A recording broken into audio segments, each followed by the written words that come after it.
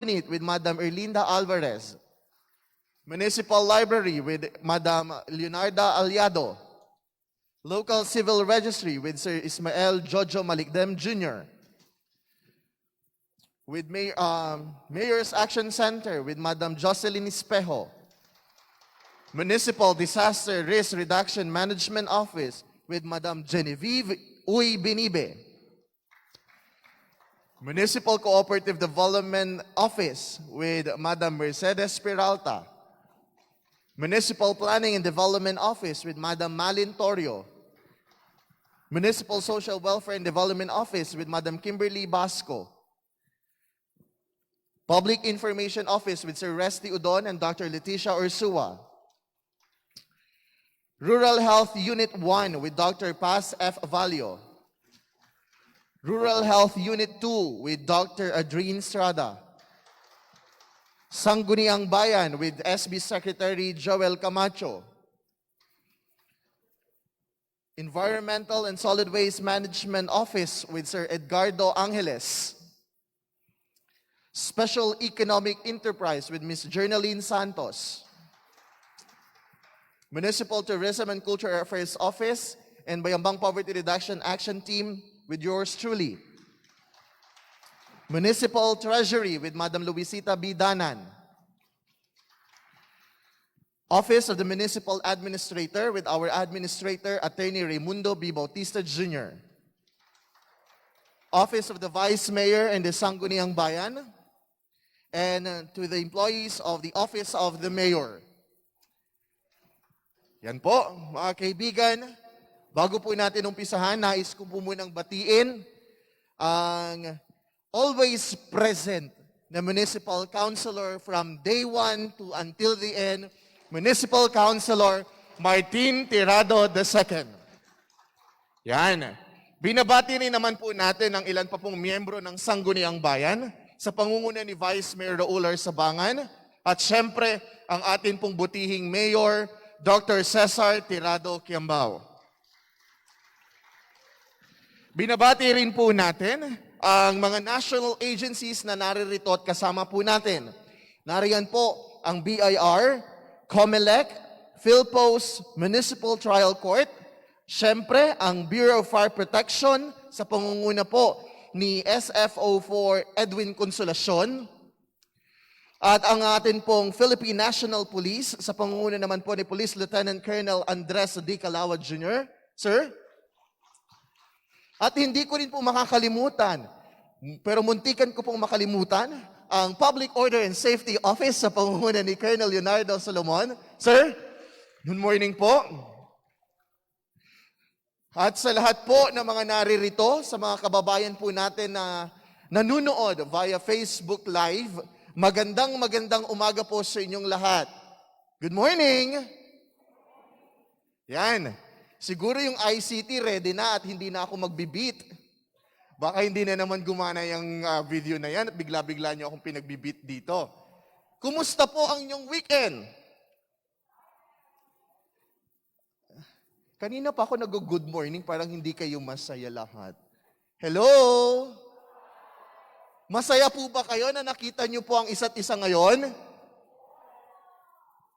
O sige na nga, tatanggapin ko na yung kaplastikan na yan. Muli po, magandang umaga po sa inyong lahat. You know, it is good to start the week with a happy mood and a happy heart. Because, alam niyo naman po, ang mga nagdaang linggo ay punong-puno ng mga challenges at mga untoward incidents. Still, patuloy tayong babangon. Just imagine, 2 weeks from now is the anniversary ng lockdown ng buong Pilipinas. Buti pa yung lockdown, nag-a-anniversary. Yung relasyon ninyo hindi umabot ng 1 buwan. In fairness talaga, ang hirap rin yung patawanin. Nagjo-joke na ako. Anyways, muli mga kaibigan, magandang umaga po sa inyong lahat. At uumpisahan natin ang linggong ito ng pagbibigay sa inyo ng mga impormasyon at mga updates tungkol sa ating mga programa. At siguro ito rin po ang pagkakataon na atin pong paninindigan ng ating panunumpa bilang isang kawani ng gobyerno sa paghahatid ng total quality service na tanamang Tatak Team Kiambao Sabangan. Kaya sa pagkakataong ito mga kaibigan, hinihiling kong magsitayo po tayong lahat at hingin ang biyaya at presensya ng mahal na Panginoon sa isang dasal na susundan ng ating pag-awit ng lupang hinirang, himno ng probinsya ng Pangasinan at himno ng bayan ng Bayambang. Atin din pong sabay-sabay na bigkasin ang panunumpa ng katapatan sa watawat ng Pilipinas at panunumpa ng mga kawani ng gobyerno sa isang audio-video presentation.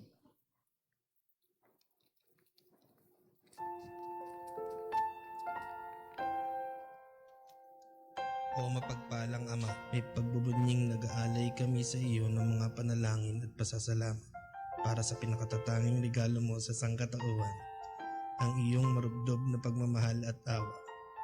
Magpapasalamat kami sa pagbibigay mo ng kalakasan ng loob sa pagdalo sa panlingguhang pagpupugay sa iyong pangalan, pagbibigay galang sa watawat ng Pilipinas, at muling panunumpa sa mga kanya-kanyang itinalagang tungkulin. Nagpapasalamat din po kami sa pagbibigay mo ng iyong anak na si Dr. Cesar T. Kiambao sa kanyang malinis na paninilbihan at masidhing ngaring manguna upang maiahon ang inyong mga nilikha sa Bayambang sa paglaban sa kahirapan, sa pagsawata sa korupsyon at pagpapaunlad ng ating pinagpalang bayan. Kasihan niyo nawa ng inyong mapagpalang mga biyaya ang mga iba pang namiminuno sa bayang ito. Kay Vice Mayor Raul R. Sabangan, mga miyembro ng Sangguniang Bayan, mga pinuno ng iba't ibang departamento at mga empleyado ng buong LGU. Bigyan mo ng kalinawan ng direksyon ang aming mga adhikain upang mas lalong mapag-ibayo ang serbisyo sa bayan. Bigyan mo kami ng sapat na lakas at katalinuhan upang maibahagi namin sa abot ng aming makakaya sa aming paglaban sa kahirapan. Ilagay mo po sa aming diwa at puso ang pagmamahal na hindi naghihintay ng anumang kapalit, bagkos ay bukas palad na magkakaloob ng anumang tulong. At sa pagtatapos ng pagtitipong ito, gabayan mo ang aming mga hakbang sa buong linggo ng matiyak namin ang landas na aming tinatahak ay yaong iyong tinakda para sa aming mga bayambanggenyos, para sa Balon Bayambang. Hinihiling namin ito sa ngalan ng Kristo ang aming Panginoon, kasama mo at ng Espiritu Santo, magpasawalang hanggan. Amen.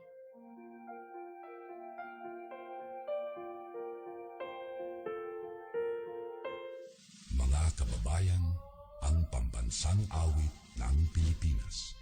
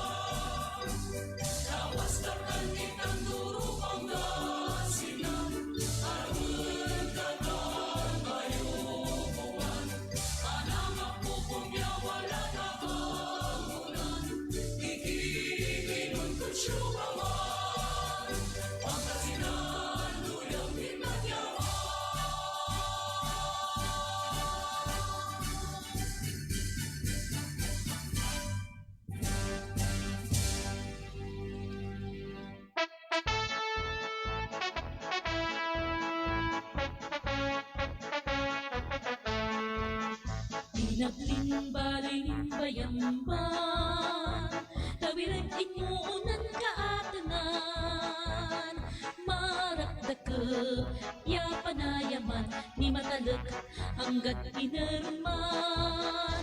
Ya di storya di tan nabasa, kumaliban ka biseray bansa.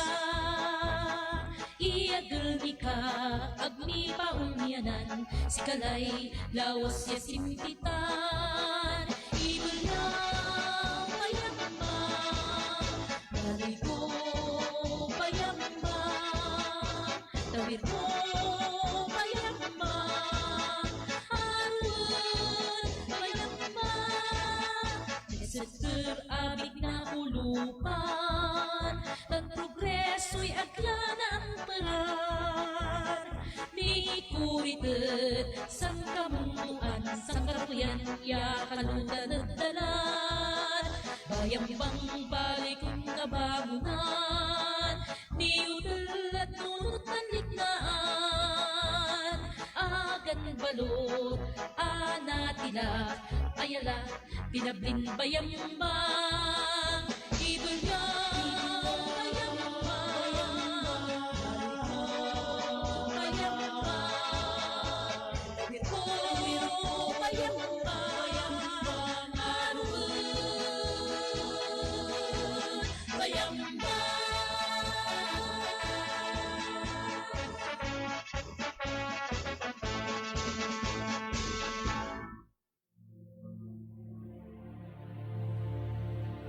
Ako ay Pilipino, buong katapatang nanunumpa sa watawat ng Pilipinas at sa bansang kanyang sinasagisag na may dangal, katarungan at kalayaan na pinakikilos ng sambayanang makadiyos, makakalikasan, makatao at makabansa.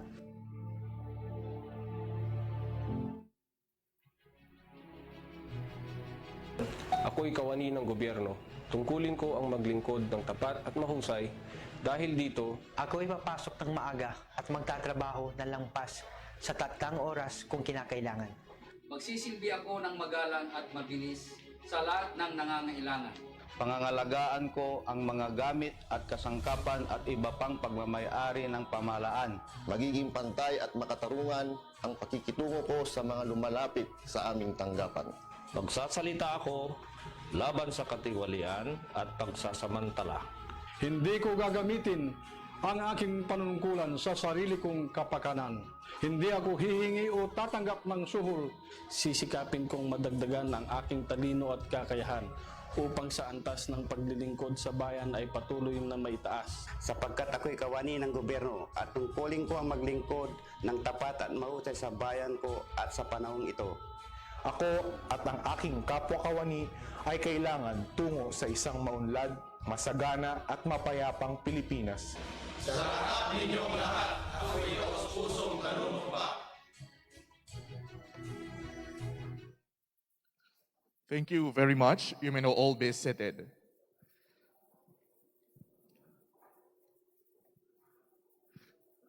At this point, ladies and gentlemen, ay nais rin po nating i-welcome at batiin po ang atin pong bagong Deputy Chief of Police ng Bayambang Municipal Police Station, former Deputy Force Commander of the 2nd PMFC from Alaminos City, Pangasinan. Ladies and gentlemen, let us all welcome with a resounding applause, Police Major Fernan Rivera.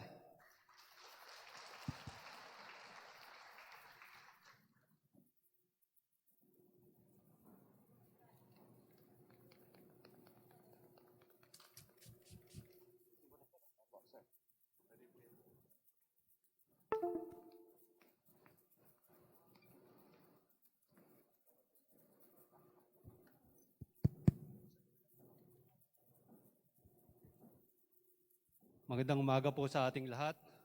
Ako po si Police Major Fernan Rivera from Alaminos City. Married po at may 6 na anak. So bago ang lahat pala, nais ko po muna magbigay galang sa ating Municipal Mayor, Cesar Kiambao, sir. Sa ating Vice Mayor, Raul Sabangan, sa mga ating mga municipal councilors, sa ating pong mga department heads, sa lahat po ng empleyado ng bayang ito, isang mapagpalang umaga po sa ating lahat.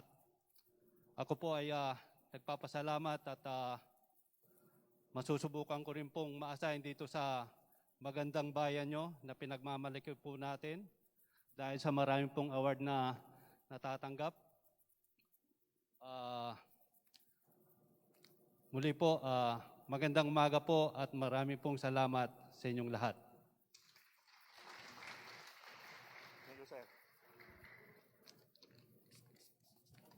Maraming salamat po, Sir Rivera. Welcome to Bayambang. Welcome to Bayambang. It is where the best things happen. Yan.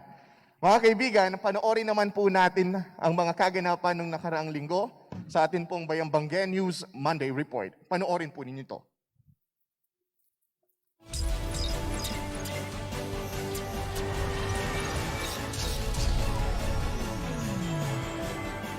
Kasang sa tama at totoong impormasyon.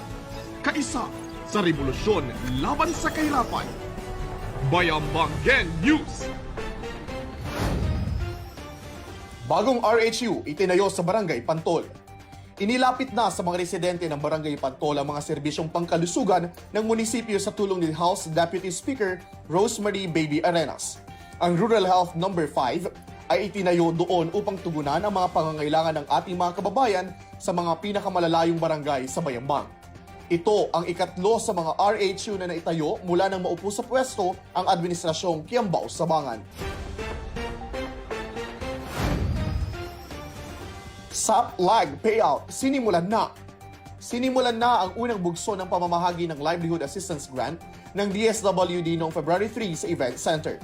Sa naturang grant, 600 na rehistradong tricycle drivers at vendors ang nakatakdang tumanggap ng 500 piso bilang ayuda sa pagkawala ng kanilang kabuhayan dahil sa mahigpit na restriksyon na dala ng pandemya.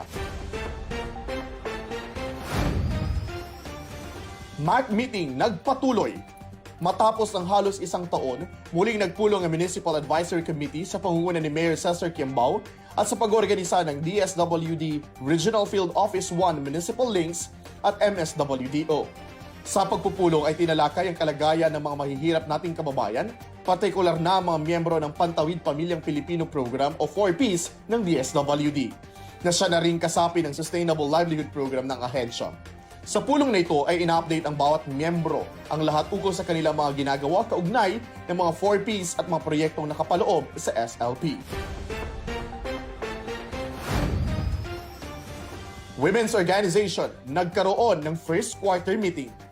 Noong February 3, nagdaos ang MSWDO ng first quarter meeting ng Women's Organization sa Royal Mall.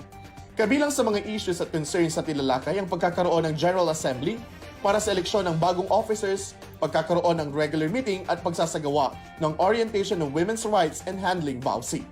Tinalakay naman ni MSWDO OIC Kimberly Basco ang plano ng kanyang opisina para matugunan ang mga naturang issue sa taong 2021. MSWDO bumisita sa Ancopville. Sa pagkikipagtulungan ng kasamang ina sa Barangay Foundation Incorporated, nagsagawa ang MSWDO ng libreng gupit at isang feeding activity sa Couples for Christ Ancopville sa Barangay San Cagulis. Nagsagawa rin ng unang quarterly meeting kasama ang mga miyembro ng Homeowners Association doon na kinabibilangan ng 28 pamilya upang isulong ang pagkakaisa at magandang pagsasamahan para sa lahat. Paalaala ng RHU1, be a responsible pet owner. Ilang kaso ng Category 3 animal bites sa mga bata ang inireport ng RHU1 Animal Bite Center nitong nakaraang linggo. Binigyan na ng passive and active vaccination ang mga kabataan, ngunit kailangan pa rin na mas painagting ang aksyon upang hindi pagdaanan ng iba pang mga bata ang trauma na dala ng animal bites. Paalaala ni Municipal Health Officer Dr. Paz F. Valio, be a responsible pet owner at huwag basta-bastang hayaan ng mga bata na makipaglaro sa mga hayop. Construction of drainage in Aman Perez Elementary School. Lubos na nagpapasalamat ang Aman Perez Elementary School sa lokal na pamahalaan dahil sa pagpapagawa ni Mayor Cesar Kiambao ng kanilang flood control system sa pamamagitan ng Municipal Engineering Office. Sa tulong nito ay handa ng eskwelahan sa anumang bagyo dahil nabawasan na ang posibilidad ng pagbaha sa kanilang paaralan. Nurses Quarters isinasaayos sa SG First Isolation Facility. Ongoing ngayon ang construction ng Nurse Quarters sa San Gabriel First Isolation Facility sa pangunguna ng MDRRMO. Isinasaayos ang pasilidad na ito upang masiguro ang kaligtasan at kaginhawaan ng ating mga frontline workers na nagbubuwis ng kanilang buhay para mapagsilbi sa ating mga kababayan. PNP, Poso muling naghigpit sa mga checkpoint. Bunsod sa pagtaas ng bilang ng mga nagpupositibo sa COVID-19 sa bayan, muling naghigpit ang PNP at Poso sa mga border checkpoints ng Bayambang, lalo na sa Barangay Tampog. Ang lahat ng dumaraan ay hinaharang upang makita ang mga kumpleto ang kanilang mga kaukulang dokumento katulad ng medical certificate at travel authority. Ang mga kulang na dokumento ay pinababalik sa kanilang pinanggalingan o dinadala sa Pugo Quarantine Facility kung saan sila sumasailalim sa 14-day quarantine.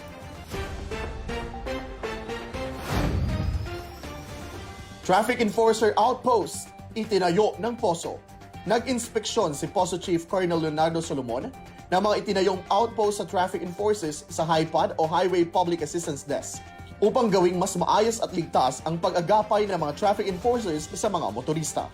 Patuloy na nagpapatupad ang Poso sa tricycle lane at rerouting policy ng Pangulong Duterte upang maayos ang daloy ng trapiko at maiwasan ang anumang disgrasya sa lansangan ng dahil sa slow-moving vehicles. Mga lokal na magsasaka dumalo sa IPM Onion Production Training. Sa pakikipag-ugnayan ng Municipal Agriculture Office, ay nag-sponsor ang East-West Seeds ng isang Integrated Pest Management Training on Onion Production sa Manambung Sur Evacuation Center. Layunin nito na magdagdagan ng kaalaman ng mga lokal na magsasaka ukol sa GAP Certified Onion Production at matulungan silang maging ganap na GAP Onion Farmers nang sa gayon ay maging mas mabenta ang kanilang produkto sa merkado. Pre-assessment of onion farmers for GAP certification. Noong ding January 29 sa Manambong Evacuation Center ay nagsagawa ang MAU and Municipal Agriculture and Fishery Councils ng pre-assessment ng 17 onion farmer kasama ang GAP inspector upang tignan ang kanilang kahandaan na maging GAP onion farmers. State of calamity sa 66 na farming barangays. Ipinatupad. Sa bisa ng Resolution No. 53 Series of 2021, idiniklara ng lokal na pamahalaan noong February 3 ang state of calamity sa 66 rural barangays ng Bayambang dahil sa pananalasa ng pesting army work. Ayon sa resolusyon, 1,478.247 hectares na mga taniman ng sibuyas ang nasira ng peste na nakaapekto sa hanap buhay ng 1,484 na magsasaka. Ang deklarasyong ito ay nangangahulugang maaari ng gamitin ng pamahalaang bayan at barangay ang kanilang calamity fund para mabigyan ng solusyon ang problema sa harabas. 2 ordinansa ipinasa ng Sangguniang Bayan. Noong February 1 ay inaprubahan ng Sangguniang Bayan ang 2 sumusunod na ordinansa. An ordinance on collection of corresponding barangay clearance fee in application for any business-related transaction at an ordinance institutionalizing the use of access devices for payment of fees, charges, assessment, and other revenues due to the Municipality of Bayambang through an electronic payment and collection system or EPCS. Mga kwarto sa event center, pinaganda ng GSO. Kamakailan lamang ay sinaayos ng GSO sa ilalim ni General Services Officer Chinita De Vera ang Aguinaldo Room at Rizal Room ng Balon Bayambang Event Center. Ang mga ito ay maaari nang magsilbing pahingahan at dining area ng mga bumibisitang VIP at ng ating mga kababayan dito sa Event Center. Galing ng Bayambanggenyo, bida sa Annex Building. Sa tulong ng GSO ay kinabit na sa Municipal Annex Building ang 10 painting na gawa ng mga lokal na pintor na nagwagi sa nakaraang patimpalak ng Municipal Tourism and Cultural Affairs Office. Bawat obra ay tungkol sa mga pangunahing cultural icons ng bayan ng Bayambang. Kabilang na ang binasuan, mga lokal na produkto, ang simbahan ni San Vicente Ferrer at ang Fiesta ng Bayan. Thank you, Mr. Mario E. Cayabyab and BNHS Batch 1980. Our Municipal Tourism and Culture Affairs Office at Public Information and Media Affairs Office ay nagpapasalamat kina Ginoong Mario Ergisa Cayabyab at ang buong BNHS Batch 1980 sa kanilang donasyon upang pagandahin ang studio ng ating show na Bayambang Gen News Live. Maraming salamat po. Abangan natin ang Bayambang Gen News Live sa Facebook page ng Balon Bayambang alas 12 ng tanghali tuwing Miyerkules at Biyernes kasama ang inyong lingkod, Rafael Lemueco Saigo.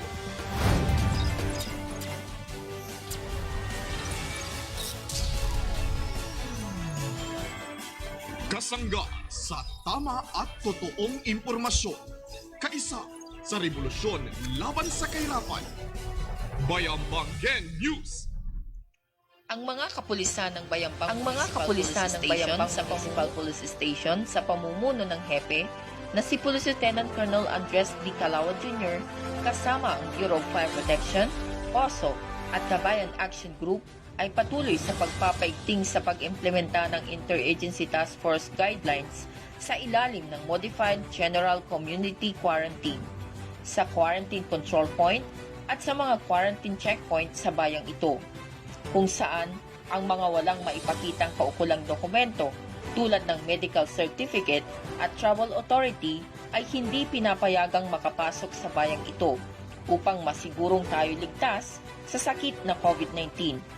Kaugnay nito, patuloy din ang pagsasagawa ng bando publiko sa bayan, kung saan pinapaalalahanan ng lahat ng ating mga kababayan na palaging magsuot ng face mask at face shield kung sila'y mamamalengke o nasa matataong lugar. Ugaliin din ang paghuhugas ng kamay o kaya'y gumamit ng alcohol o sanitizer. Samantala, sa linggong ito, nakaaresto ang ating mga kapulisan ng 4 na wanted person. Kabilang dito ang top 4 most wanted person municipal level sa bayang ito sa kasong homicide. Asahan niyo po ng inyong mama at aning pulis ay patuloy na maglilingkod para po sa inyong lahat upang mapanatili ang katahimikan at kaayusan sa bayan sa kabila ng ating kinakaharap na pandemya. Ito po ang mga balita dito sa bayan ng Bayambang. Ito po si Police Staff Sergeant Dina De Leon, ang News Patroller ng Bayambang Municipal Police Station. Nag-uulat para sa Pangasinan Police Patrol. There you have it, ladies and gentlemen, the updates and news of the Bayambang Municipal Police Station headed by our Chief of Police, Police Lieutenant Colonel Andres Calao Jr. At this point, mga kaibigan, para po magbigay po ng updates tungkol naman po sa active cases ng atin pong COVID-19, nadagdagan ba ito, nabawasan, at siguro para linawin na rin po kung paano pa ang tamang pag-asikaso sa mga probable, suspected at confirmed cases na mga namatay pong mga pasyente. So to do the honors, ladies and gentlemen, the Incident Commander of Bayambang COVID Task Force, Dr. Paz Fontanilla Valio.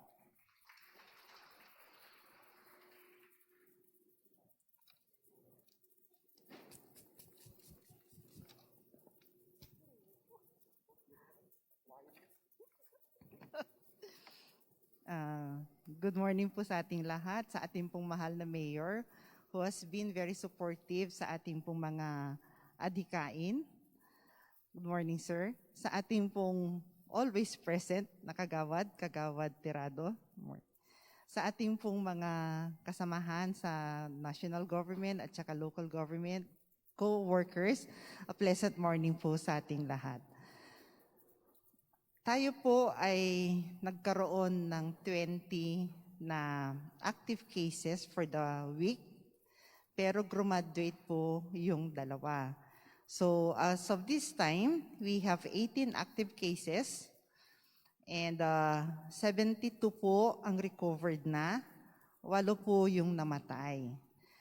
So gusto ko lang pong ipaliwanag na yung ating pong mga namamatay, whether it is labeled as COVID suspect, COVID probable, or COVID positive should be buried or cremated within 12 hours.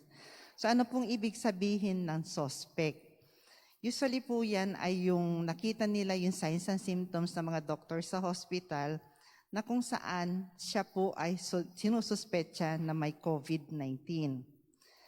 Either ito po ay yung signs and symptoms lang ang pinagbasihan, kaya po suspect. Yung ating pong probable, yan po ay isang na-swab, waiting for the result, and yung ating pong COVID is talagang meron po siyang COVID.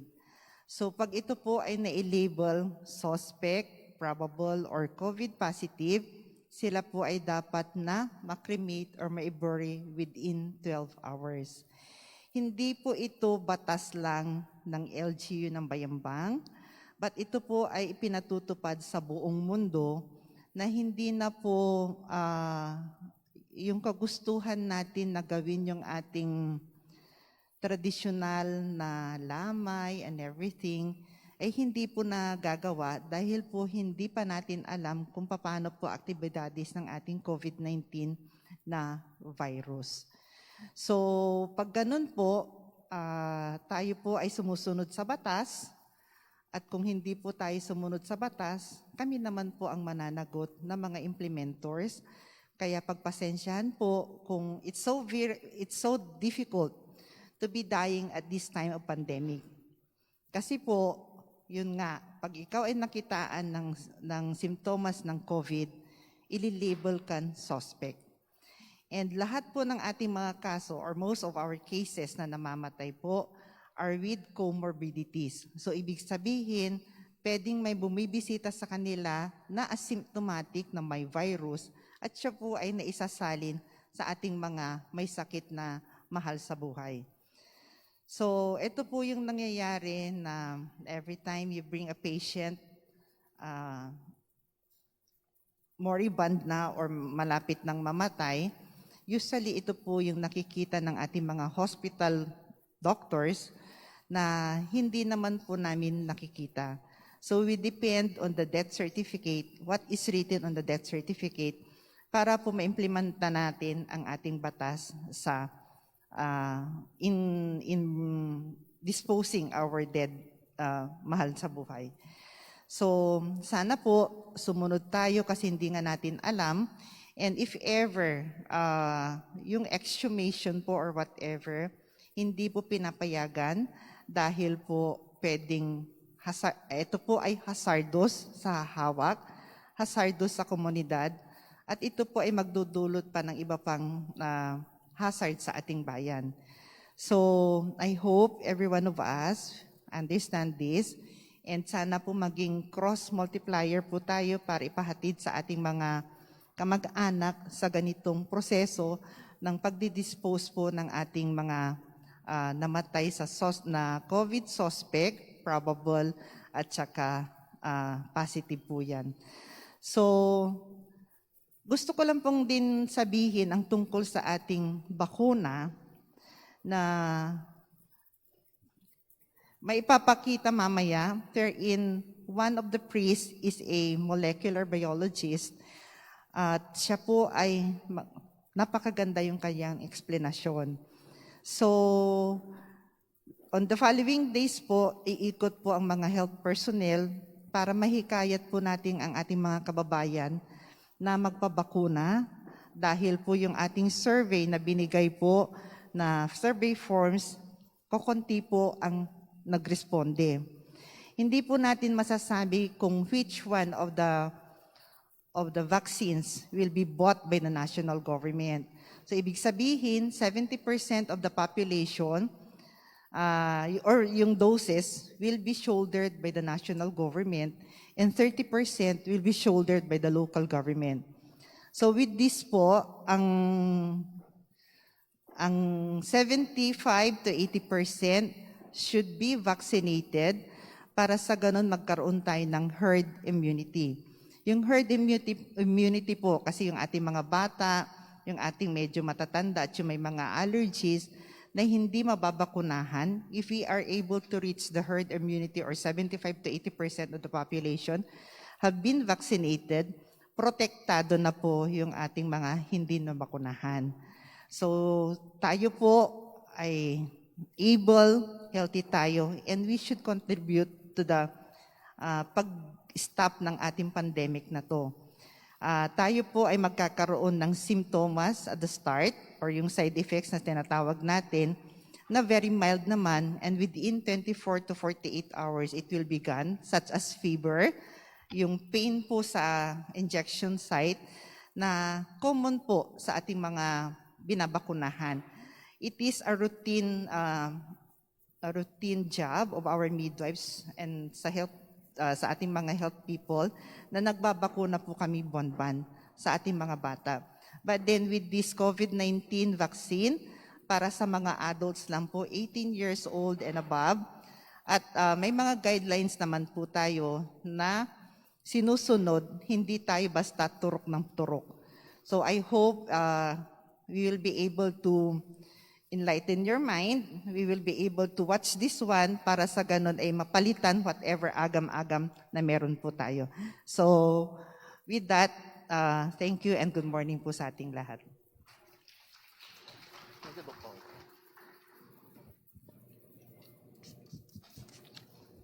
Thank you very much, Dr. Paz. Yung sinasabi po ni Dr. kanina na batas na sinusunod po natin sa mga sa mga namatay po na COVID cases, ito po ay nakapaloob sa DILG Memorandum Circular number 2020-063 released on March 27, 2020. It is known as Interim Guidelines on the Management of Human Remains for Patient Under Investigation and Confirmed Cases of Coronavirus Disease 2019 cases. So it is not just a normal hindi po yun EO lang ng Bayambang, but it is actually a national law na ini-implement lang po natin dito. Sa kabilang dako, mga kaibigan, sabi nga po ni Dr. Paz Valio, there's a very low level of acceptance sa mga tao with regard to COVID-19 vaccination.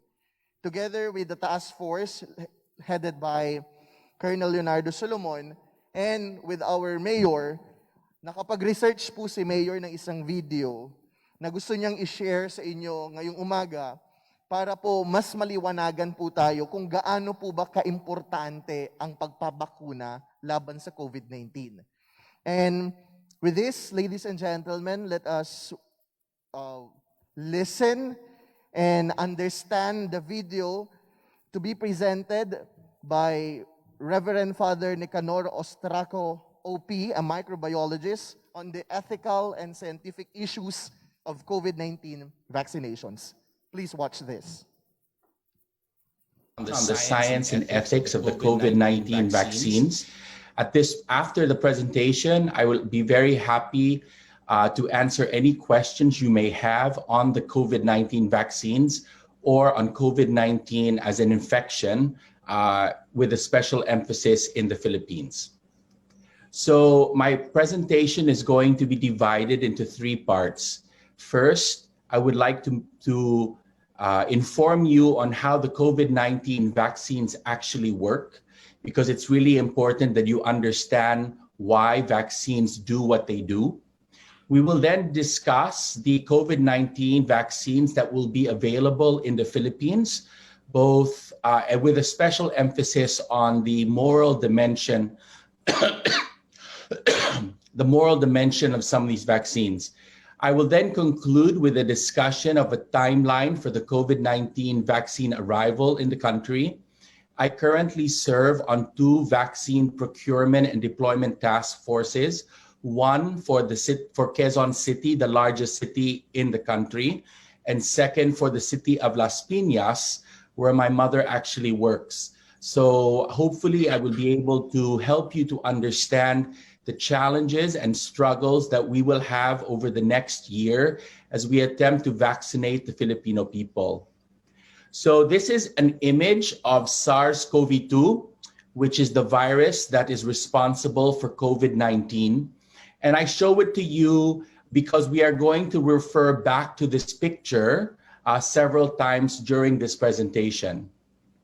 So we'll begin by talking about the COVID-19 vaccines and how they work. So the key take-home message here is that antibodies destroy SARS-CoV-2.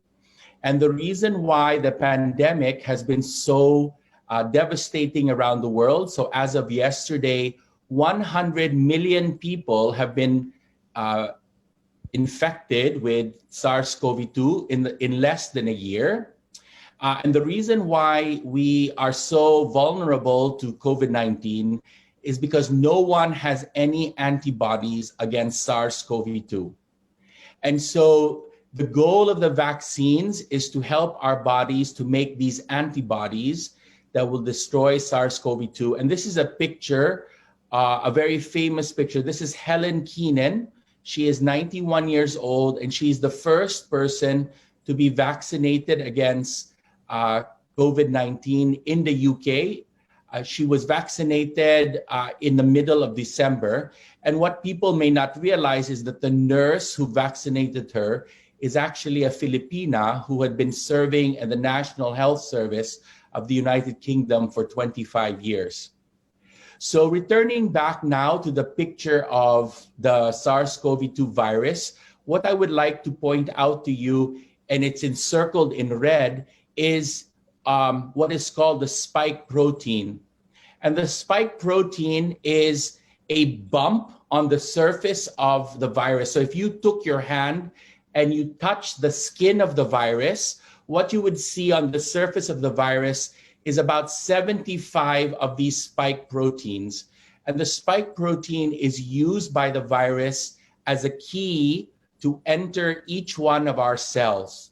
It is also the part of the virus that is being used to generate the vaccines that we are currently deploying around the world.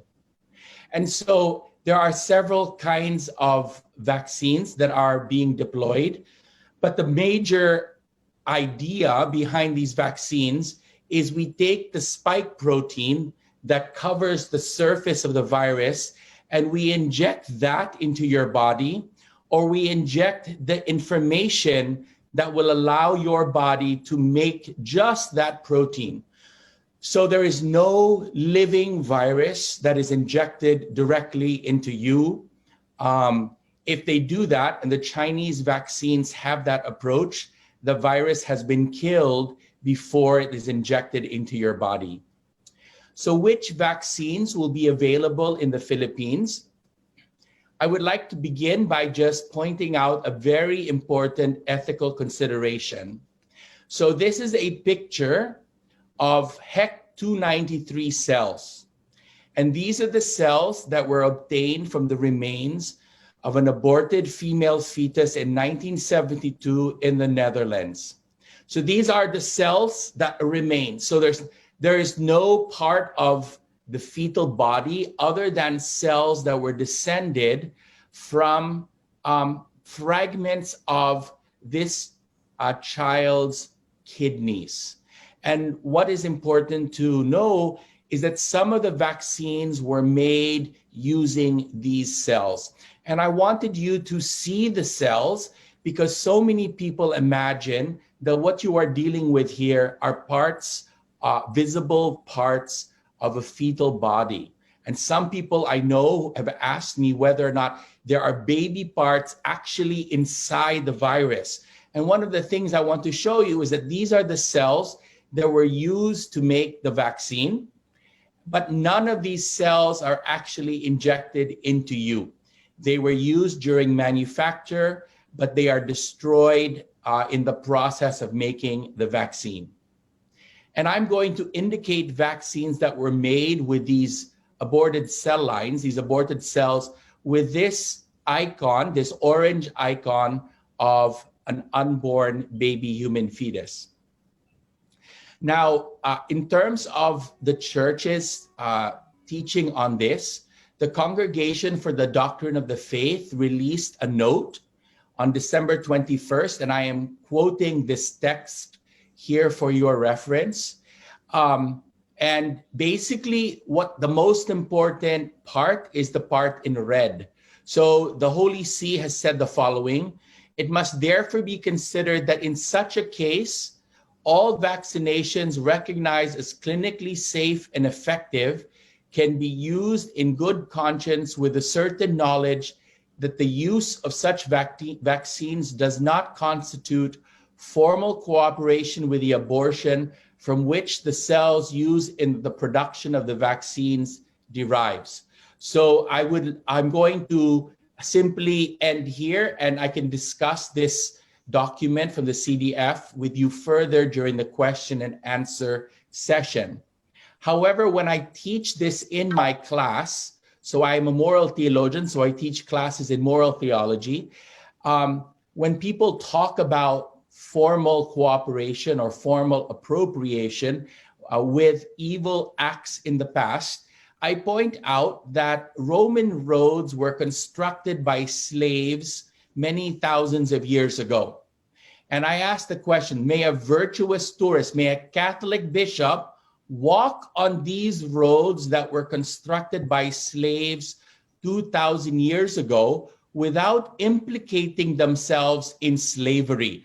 And we understand today that because the event happened 2,000 years ago, and that we are morally distant from the slavery that was used to construct these roads.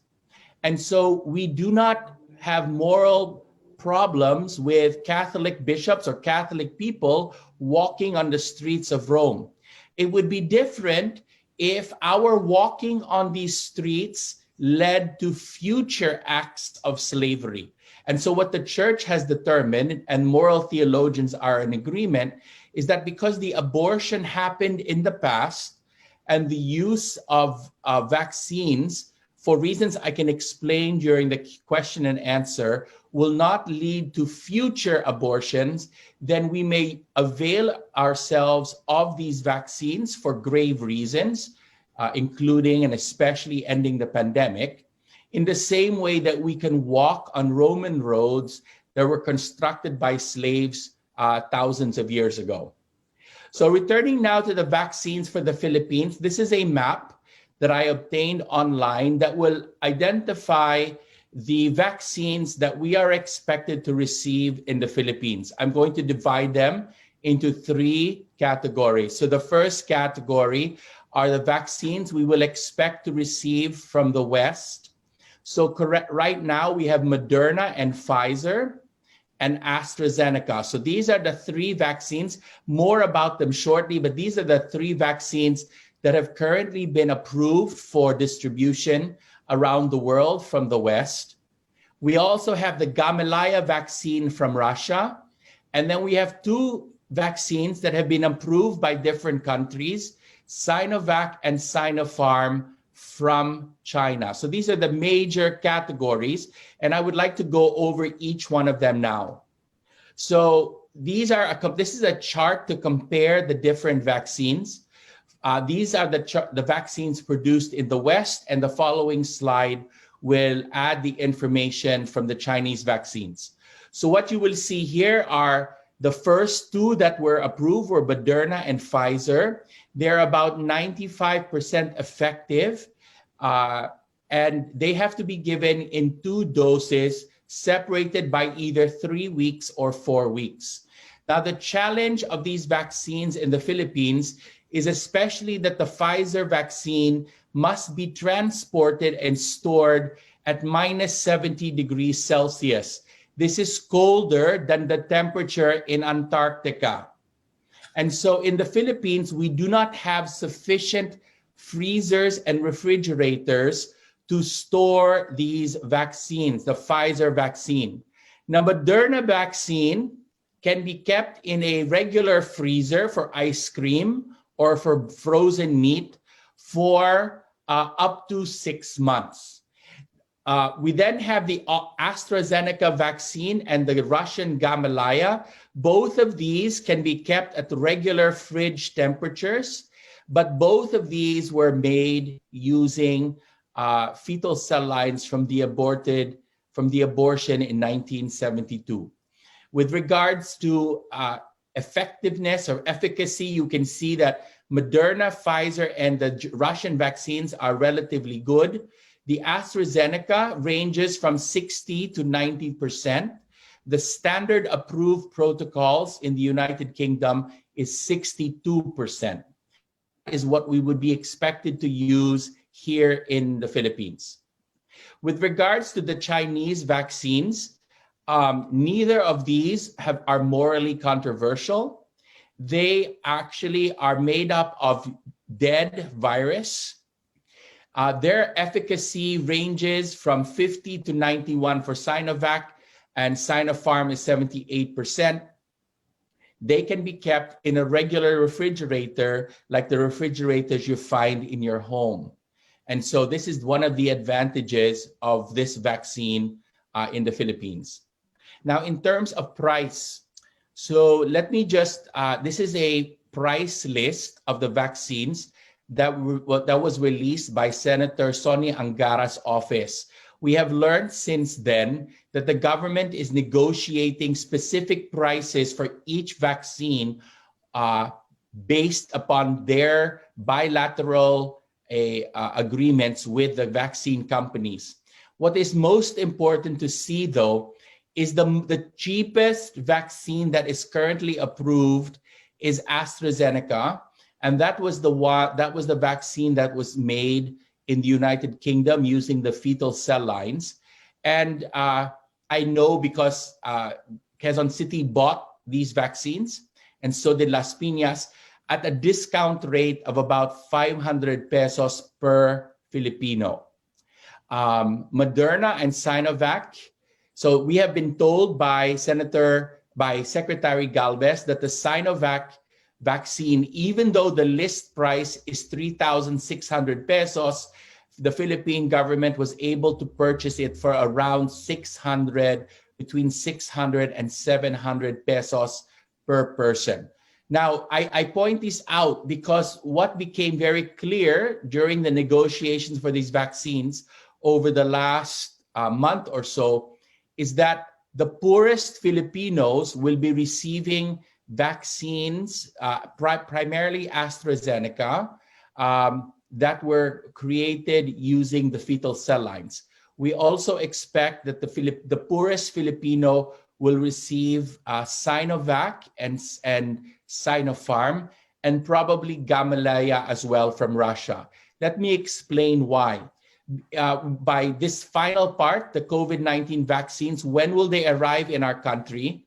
So the first thing you have to realize is that in 2021, there will be a significant shortage of vaccines produced in the West. So there are 7.8 billion people living on the planet at this time. Given the best manufacturing capacity of all the Western vaccines, not including the vaccines from China, we will only be able to produce about 5.6 for doses for 5.6 billion people. That means 2.2 billion people still will not have the ability to receive vaccines. And this is why the Chinese vaccines play such an important role in fulfilling global supply. You will see that the majority of the vaccines were bought by 5 groups: the United States, the European Union, England, the United Kingdom, Canada, and Japan. Just these 5 groupings were able to purchase 80% of all the vaccines that the West will produce. What this means is that there are only 800 million Western vaccines available for the rest of the world. This is why you will see, if you see in the news, why the Philippines is focusing on Chinese vaccines. So there's a lot of people going, why are the Philippine government focusing on Russian and Chinese vaccines, it is because of this. There are not enough Western vaccines to cover the entire planet. So most of the developing countries, most of the resource-poor countries have had to reach out to China and to Russia in order to buy our vaccines. Now, in terms of possible deployment, we expect the first batch of vaccines to arrive in the Philippines next month in February. This will come from the World Health Organization. This is the COVAX facility. This will be primarily Western vaccines. It will allow us to vaccinate about 3% of the Filipino population, which will cover first and foremost the medical frontliners because they are most at risk. We then expect the majority of the vaccines to begin arriving at the earliest around June, probably in July. So June, July, until December, we expect most of the vaccines to arrive by then. Now, the Philippines has categorized priority lists in the following way. So the World Health Organization provided a list, a priority list, and the Philippine government has also complied with that list. So first priority will go to frontline health workers. This is justified morally because they have the highest risk of clinical exposure to COVID-19. And if our frontline health workers are sick, they are not able to provide care for everyone else.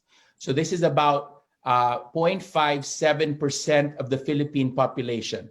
The second priority is senior citizens, and the national government has prioritized within that group the indigent senior citizens first. So in Quezon City and in Las Piñas, currently these two LGUs are conducting a census to identify all the senior citizens, especially the poorest senior citizens.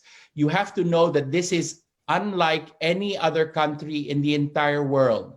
So most other countries will prioritize senior citizens, but not the poorest first. The third priority in the national government scheme is all of the other poor. So the remaining indigent population, another 12%.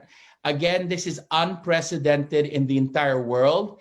And this is actually, the national government has justified this, and this would be supported by Catholic social teaching, that the poorest of the poor are most vulnerable and most at risk for the long-term detrimental effects of the pandemic. And the fourth priority is essential workers and outside health individuals and education. And what is interesting is an argument can be made that our priests will fall on the fourth priority because of their high exposure to large groups of people. Now, to conclude my presentation, before I open to questions, I just want to highlight the challenge, the enormous challenge of this vaccination. It will be the largest and most complicated public health effort in the history of our country. It will especially benefit the poor and most vulnerable amongst us. To give you a sense of what must be done, we have to vaccinate at least 75 million people to end the pandemic in the Philippines.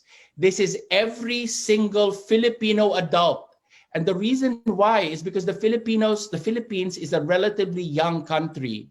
So 30 to 35% of Filipinos are 17 years or younger, and the vaccines are not approved for them. So in order to vaccinate the 70% of the population that we need to end the pandemic, we have to vaccinate basically every Filipino. Every Filipino adult has to be vaccinated. The particular logistical challenge is we will have to vaccinate most of them twice within a month. I can tell you already that the LGUs where I consult, this is the largest challenge.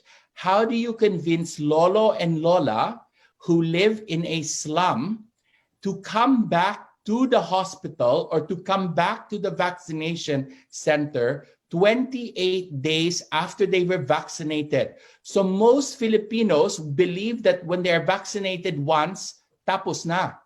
But for this particular COVID-19, they must be vaccinated twice. So we have to vaccinate them once, send them home, and then we have to find them 28 days later and bring them back. And then we have to vaccinate the second batch while we are still vaccinating the first batch. And then we have 4 or 5 or 6 different vaccines, and we have to vaccinate the person with the same vaccine. So one of the things that we are developing now is the data capacity to keep track of the 75 million Filipinos that will have to be vaccinated. And the particular challenge is I have been involved in trying to understand vaccine hesitancy. We were able to deploy a survey around the country. We now have 10,000 responses. And 40% of Filipinos say that they are not sure if they will be vaccinated. If we do not vaccinate 40% of the adults, the pandemic will not end. We will continue to have a pandemic every single year. We will have lockdowns every 3 months in order to keep this under control. This is why it is such a difficult logistical problem, and it's such a critical problem for our country. And so I would like to make 2 requests to you, Excellencies.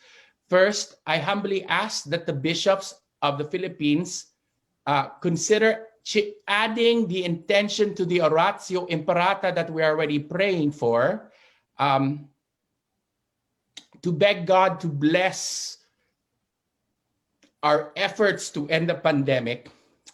And second, and this is what I know because I talk to the poorest people, they are scared.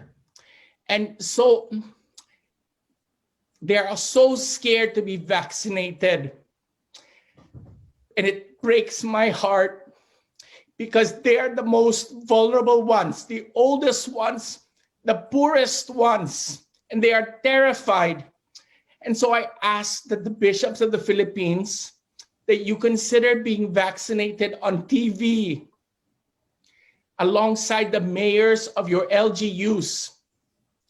Because we are trying, so at UST, we are trying to, we have started a campaign, a public awareness campaign to help the Filipinos to understand vaccines.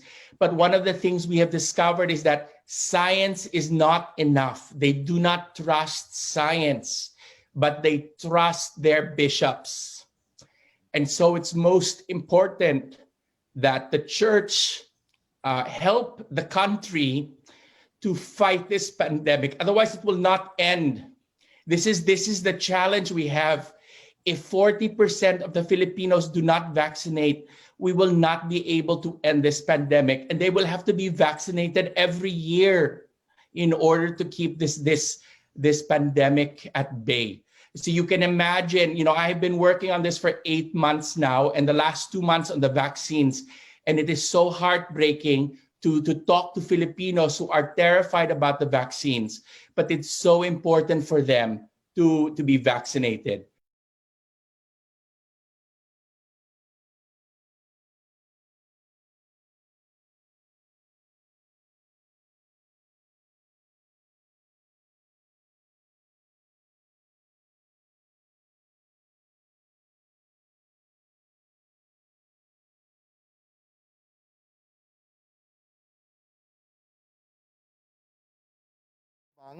With our Mayor, Dr. Cesar Tirado Quiambao, and our task force, headed by Colonel Solomon, is preparing a detailed and complete vaccination and deployment plan to be presented to the townspeople of Bayambang so that you will be encouraged, para po mas ma-encourage pa po kayo na magpabakuna laban sa COVID-19.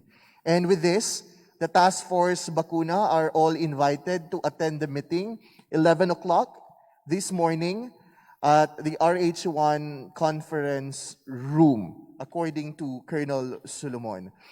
And with that, ladies and gentlemen, it's already 18 minutes past the hour of 9 in the morning. We almost took your time this Monday morning, but then it is important for the information campaign with regard to vaccination. With this, I believe, ladies and gentlemen, we may now proceed to our respective offices. Let us share the information that we have learned and let us share love, love, love for the people of Bayambang. Magandang umaga, maraming salamat.